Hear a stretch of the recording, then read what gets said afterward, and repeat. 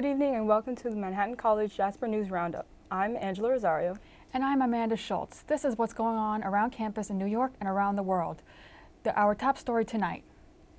The U.S. has now confirmed its first case of the new coronavirus that appeared in Wuhan, China last month. The CDC is only identifying the patient as a male U.S. resident. He is currently in isolation at the Providence Regional Medical Center in Everett, Washington. The man recently traveled from Wuhan to Washington, but said he did not attend the animal markets where many of the patients were infected. Officials are compiling a list of people the patient may have contact with since his return. The Wuhan coronavirus, which has killed 6 people and sickened hundreds, can spread person to person, but not nearly as easily as viruses such as measles or influenza. Hailstorms sweep through Melbourne. As the country continues to battle deadly bushfires, hailstorms the size of golf balls pelted the region, including Parliament House in Canberra and Melbourne, where the Australian Open tennis tournament just began. The storm comes less than 24 hours after massive dust storms swept through New South Wales, blanketing entire towns and blackening out the sun. The Senate impeachment trial of the President Donald Trump is scheduled officially to begin today, but first there are a number of administrative duties for the Senate to consider, including voting on a resolution that will set rules for the trial. Camila Bernal is on Capitol Hill with the very latest. As the Senate gets ready to begin the impeachment trial of President Donald Trump, there's still a fight over how it will proceed. This is clearly an attempt to rig the trial. Democrats accusing Senate Majority Leader Mitch McConnell of rushing the process and attempting to cover up President Trump's alleged wrongdoing. It appears that Leader McConnell decided to go along with the president's desire to cover up his wrongdoing. Hook, line, and sinker. And Republicans arguing the Senate process will be fair. The Senate's fair process will draw a sharp contrast with the unfair and precedent-breaking inquiry that was carried on by the House of Representatives. But reaffirming the Senate will not reinvestigate the president. The House chose not to pursue the same witnesses they apparently would now like the Senate to pre-commit to pursuing ourselves. As I've been saying for weeks, nobody will dictate Senate procedure to United States senators. This begins just the third presidential impeachment trial in U.S. history, following President Trump's impeachment on December 18th.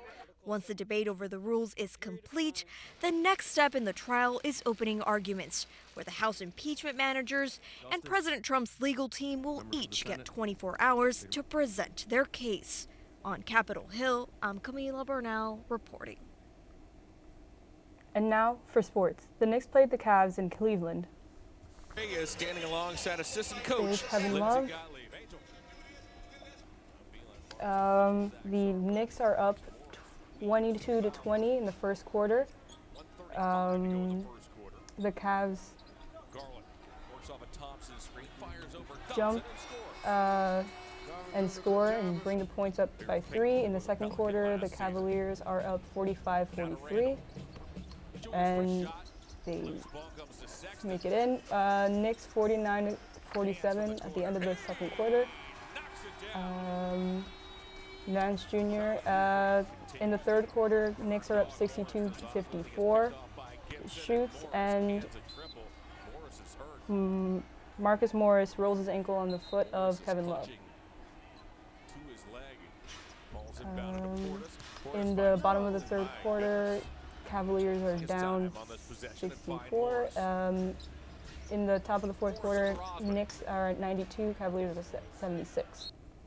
2 new movies led the weekend box office. One did better than the forecast, while the other not so much. David Daniel has the Sunday estimates for the top 5 films.